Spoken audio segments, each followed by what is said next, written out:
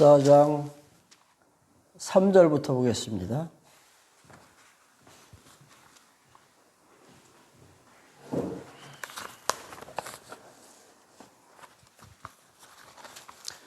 너는 가정한 물건은 무엇이든지 먹지 말라.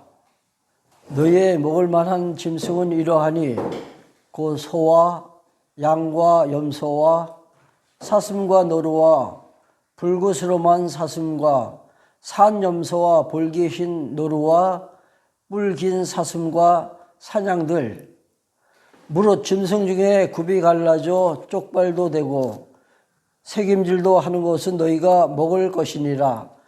다만 색임질을 하거나 굽이 갈라진 짐승 중에도 너희가 먹지 못할 것은 이것이니 곧 약대와 토끼와 사반, 그것들은 색임질은 하나 굽이 갈라지지 아니하였으니 너희에게 부정하고, 돼지는 굽은 갈라졌으나 색임질을 못함으로 너희에게 부정하니 너희는 이런 것의 고기를 먹지 말 것이며 그 사체도 만지지 말 것이니라. 아멘.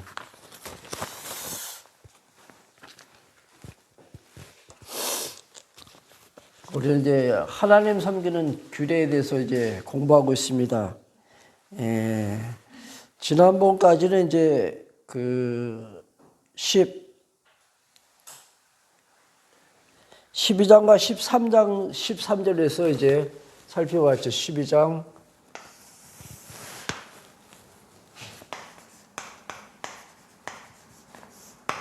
하나님 섬기는 규례에 대해서 이제 지난번에 살펴봤고, 이제 오늘부터는 이제 백성을 성결케 하는 규례.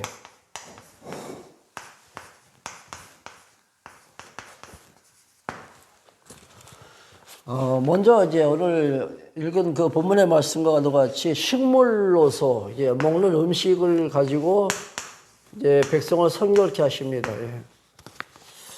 그리고 이어서는 이제 지도자를 또 이제 성결케 하고 이제 등등 이렇게 계속 쭉 나옵니다. 예.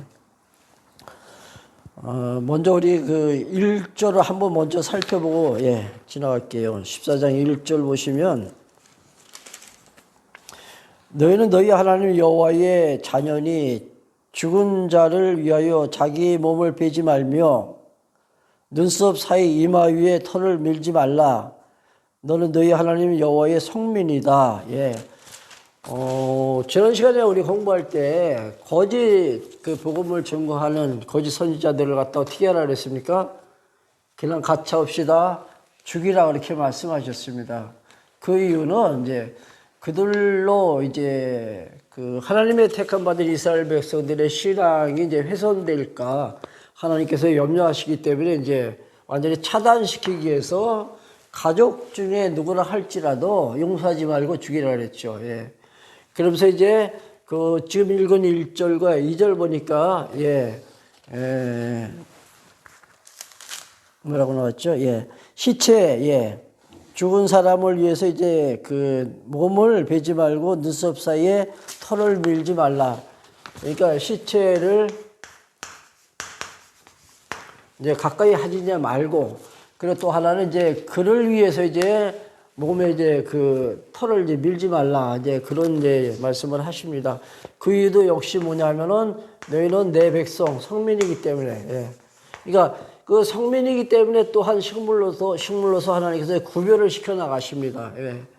이 성민이라는 것은 이제 거룩한 백성이라는 뜻이라 그랬잖아요. 그래서 거룩이라는 것은 구별시킨다라는 그런 뜻이 있습니다. 이방인들은 아무거나 다 먹습니다. 그러나 이스라엘 백성들은 이제 짐승 가운데는 어떤 것을 먹어야 됩니까? 되새김질하고 또 굽이 갈라진 짐승. 근데 굽이 갈라졌지만 되새김질을 안 하면 안 됩니다. 또는 되새김질을 하지만은 굽이 갈라지지 않은 짐승 역시 하나님께서 이제 금하시는 이제 금기죠. 그러니까 짐승 가운데도 이제 먹을 수 있는 것이 있고 또 먹어서는 안 될 것이 있습니다. 그리고 또 이제 뭐가 있습니까? 7절 한번, 7절, 9절입니다. 9절 한번 보시겠습니다. 물에 있는 어족 중에 이런 것은 너희가 먹을 것이니, 무릇 지느러미와 바늘 있는 것은 너희가 먹을 것이고, 무릇 지느러미 바늘이 없는 것은 너희가 먹어서는 안 된다. 왜? 그와 같은 것은 이제 부정하기 때문에 어족 가운데 그렇죠. 오늘 우리가 좀 그 상식적으로 우리가 이제 그 성경적인 이제 상식적으로 우리가 좀 알고 있으면 좋습니다. 그러니까 비늘이 있거나 그리고 또 지느러미에 있는 거 그런 이제 물고기는 이제 먹을 수 있지만 그렇지 않은 경우는 이제 먹어서는 안 됩니다. 사실 요즘에 우리가 이제 건강식이라고 하는 것들 보면은 비늘이 없잖아요, 그렇죠? 물고기 같은 것도. 근데 사실 우리 현대를 살고 있는 우리 그 신약 시대의 성도들에게는 사실 해당되는 것이 아닙니다. 나중에 다시 제가 결론적으로 이제 말씀을 드리겠습니다. 예. 그리고 이제 11절 보면 이제 조류가 나옵니다. 조류. 공중에 날아다니는 이제 새들이죠. 새도 하나님께서 정하신 그 새가 있어요. 또 먹어서는 안 될 이제 금기되는 그런 이제 새가 있는데 보면은 이제 그러니까 육식. 이 짐승도 마찬가지예요. 채식을 위주로 하는 그 짐승, 순한 짐승들은 이제 먹을 수가 있지만은 이제 육식으로 하는 그 짐승을 먹지 말라고 하셨듯이 독수리나 매 같은 것들, 그러니까 짐승을 잡아먹는 것들, 그런 이제 그 새는 이제 하나님께서 먹지 말라고 이렇게 말씀하십니다. 이와 같이 이렇게 구별시키는 것은 이제 이스라엘 백성들은 하나님 택하신 성민이기 때문에 하나님께서 이런 방법으로 이제 구별시킨다고 말씀드렸습니다.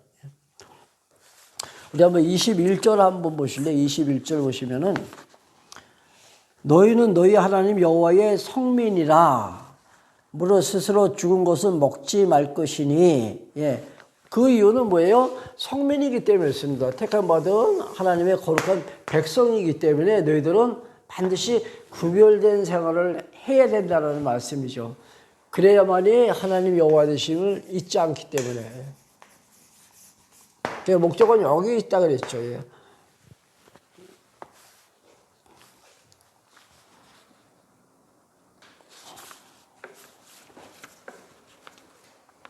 자, 우리 14장 28절 한번 보시기 바랍니다. 14장 28절. 매 3년 끝에 그의 소산의 10분의 1을 다 내어 네 성읍에 저축하여 너희 중에 분깃이나 기업이 없는 레인과 네 성중에 우거하는 객과 및 고와 과부들로 와서 먹어 배부르게 하라.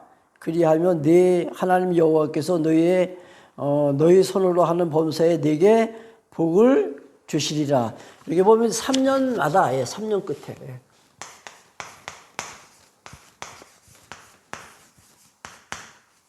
3년 끝에 이제 11조를 하나님께 이제 드리라. 11조 하나님께 드리고 또 저들이 또 먹습니다. 11조를. 근데 여기 이제 보면은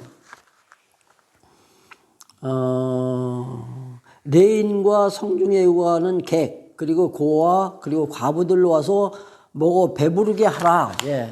누가 먹습니까? 레위 사람들 그리고 고와 과부 그리고 가난한 자들. 그렇죠? 가난한 자들. 이들로 하여금 이제 11조를 먹을 수 있도록 이제 하나님께서 명령을 하십니다. 근데 이 11조는 사실 굶주리는 자 없게 하도록, 그러니까 이스라엘 백성들은 누구나 다 좀 부유하게, 좀 풍요롭게 살아갈 수 있도록 하나님께서 이런 제도를 만드신 것이죠. 그러니까 이제 계속해서 이제 면제론에 대해서도 이제 나오는데, 그러니까 이스라엘 백성들과 이방인들이 이제 서로 다른 것은 저들은 이제 이방 사람들은 이스라엘 백성들과 같이 이렇게 아무거나 이렇게 이스라엘 백성과 같이 이렇게 구별돼서 이렇게 음식을 먹는 것도 아니고, 그 다음에 이스라엘 백성들이 면제년을 이제 지키는데 저들에게는 면제년 제도가 없습니다. 그러니까 완전히 이제 구별시켜 나가시는 거죠. 근데 29절 보면 이제 여기 그리하면이라는 말이 이제 한번 나오는데 우리 그동안에 많이 이제 공부했죠. 그리하면 29절입니다. 그리하면 네 하나님 여호와께서 너의 손으로 하는 범사에 네게 복을 주시리라. 이 그리하면이 뭐라 했습니까? 레마안인데 그게 뭐뭐 하기 위하여 뭐뭐 하기 때문에 그렇죠? 여기서는 뭐뭐 하기 때문에 이렇게 다시 우리가 번역을 해서 이제 보면 좋습니다. 예. 뭐뭐 하기 때문에 다시 한번 제가 읽어볼게요. 예.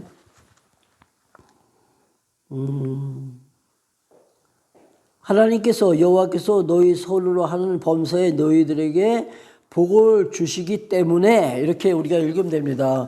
레인과 네 성중에 오가는 객과 고아와 그리고 과부들로 하여금 와서 배불리 먹을 수 있도록 하라 그렇게 말씀하십니다. 그러니까 하나님께서 너에게 복을 주시기 때문에 예. 고아 그리고 과부 가난한 사람들 그리고 레위 사람들을 갖다 외면하지 말고 그들과 함께 배불리 이제 먹어라 그렇게 말씀하시죠. 예.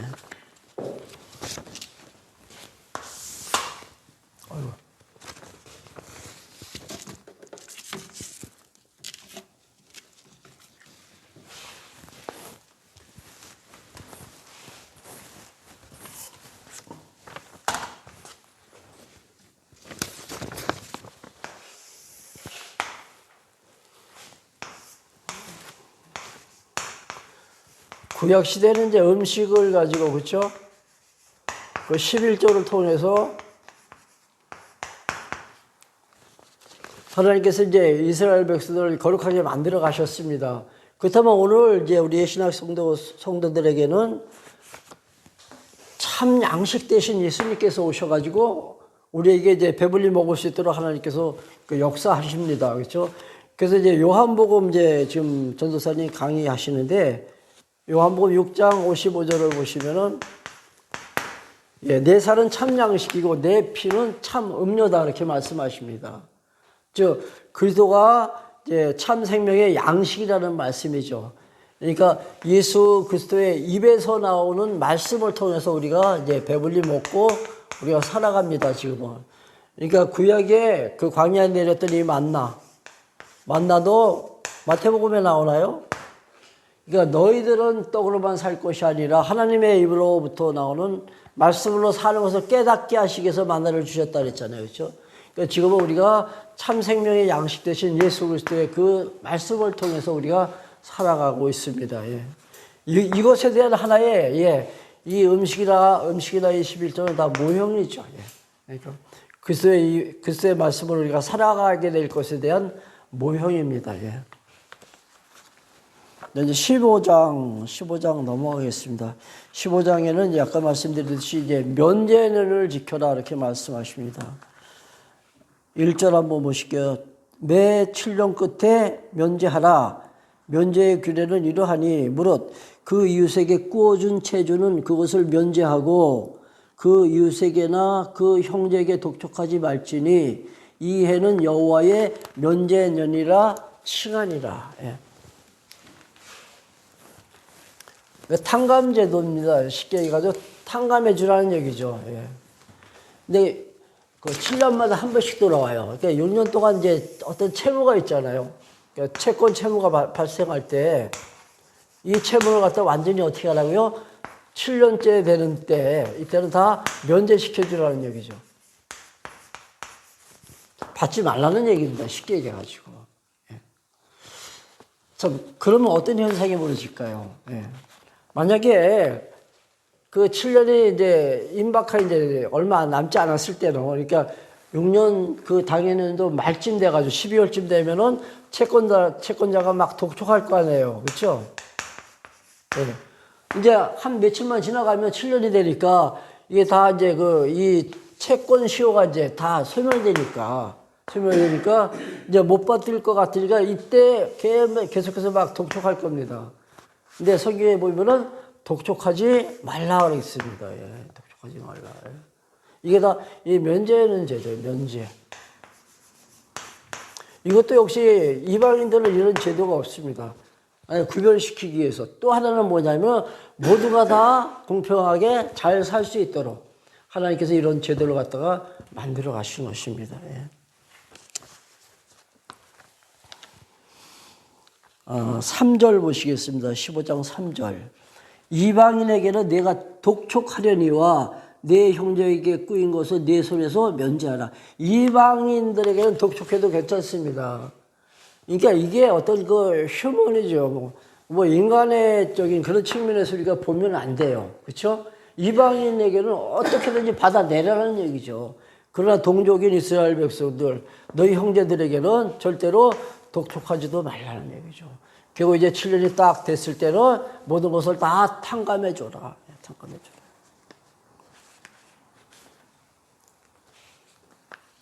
여기서 이제 5절 한번 볼게요. 5절. 내가 오늘날 네게 명하는 그 명령을 다 지켜 행하면 네 하나님 여호와께서 네게 유업으로 주신 땅에서 네가 정령 복을 받으리니 너희 중에서 가난한 자가 없으리라. 네 하나님 여호와께서 네게 허락하신 대로 네게 복을 주시리니 내가 여러 나라에 꾸어 줄지라도 너는 꾸지 아니하겠고 내가 여러 나라를 치리할지라도 너는 치리함을 받지 아니하리라. 여기도 5절에 보니까 또 나오죠. 한번 다 지켜 행하면 그렇게 나오잖아요. 그렇죠? 다 지켜 행하면 네 하나님 여호와께서 네게 유업으로 주신 땅에서 정녕 내가 복을 받으리라. 이렇게 나옵니다. 다시 한번 나오잖아요. 뭐라고요? 행하면.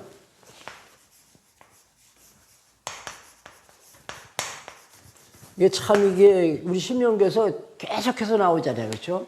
이 행하면은 뭐 어떻게 우리가 번역해야 됩니까? 행하면 행하게 될 때에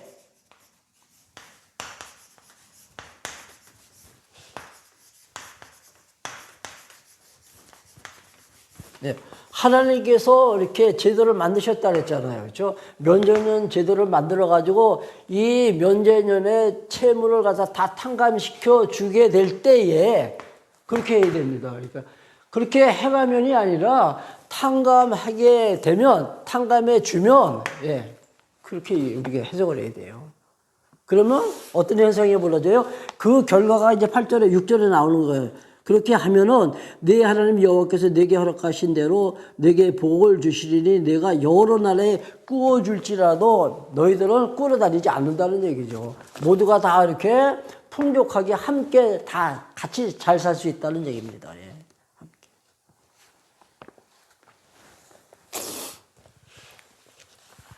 자, 7절부터 11절까지는 이제 그 어려운 사람이 와가지고 이제 좀 빌려달라고 할 때 그때 어떻게 하라고요? 아, 나 돈 없어. 이래가지고 그냥 외면치 말고 빌려주라는 얘기입니다.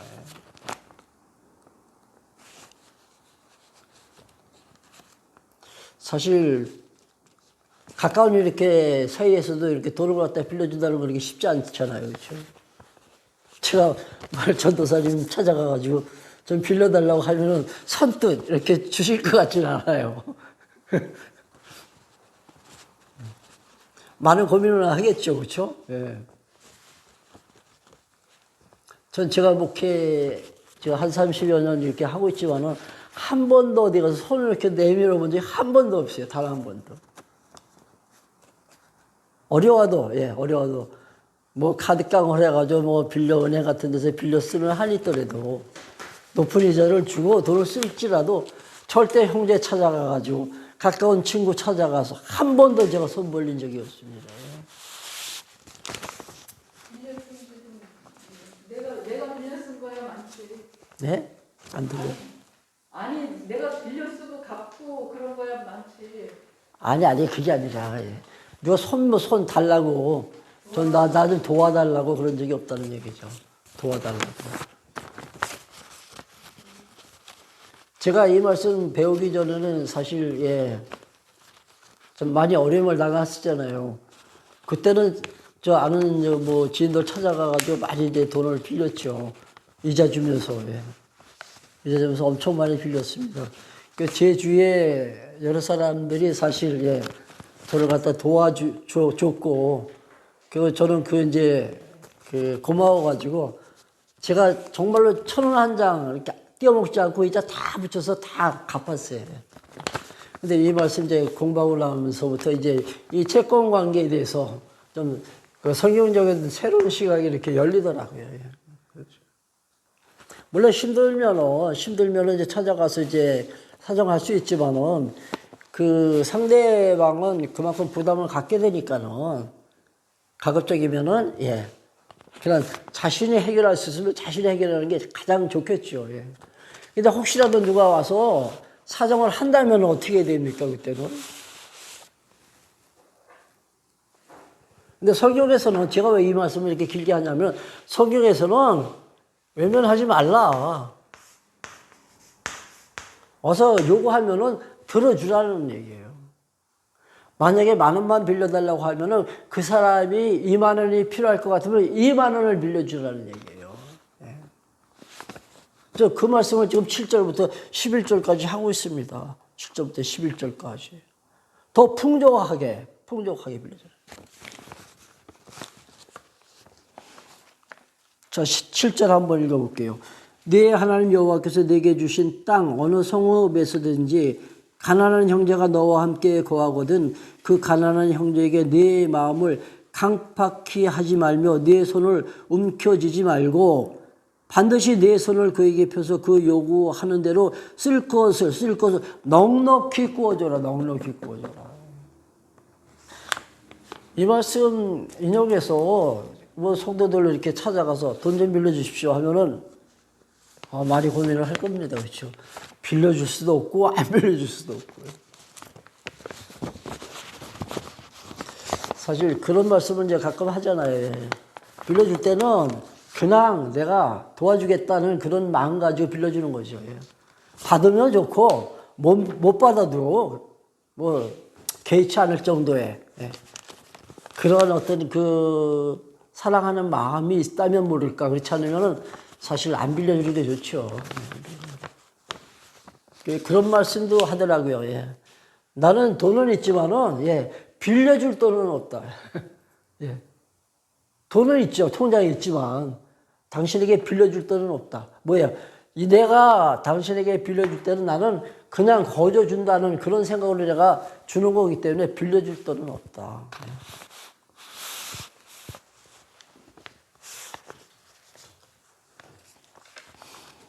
자, 9절 한번 보실래요? 9절. 삼가 너는 마음에 악념을 품지 말라. 곧 이르기를 제7년 면전년이 가까이 왔다 하고 내 궁핍한 형제에게 악한 눈을 들고 아무것도 주지 아니하면 그가 너를 여호와께 호소하리니. 무슨 말이에요? 자, 7년 면전년이 이제 다가와요. 근데 한 달 앞두고 와서 꼬달라는 얘기예요. 그 한 달 지나면 이제 받질 못하잖아요. 면전년이 다가오니까. 그럼 그때는 안 빌려주겠죠, 사람들이. 그러지 말라는 얘기예요. 1년밖에 안 남았어도, 한 달밖에 안 남았어도 형제가 어려움을 호소할 때는 그것을 요구를 들어주라는 얘기죠. 할 수 있을 것 같아요? 못하죠. 7절 다시 한번 보실래요? 7절. 네 하나님 여호와께서 내게 주신 땅 어느 성읍에서든지 가난한 형제가 너와 함께 하거든. 여기 가난한 형제 나오잖아요. 가난한 형제. 그렇죠?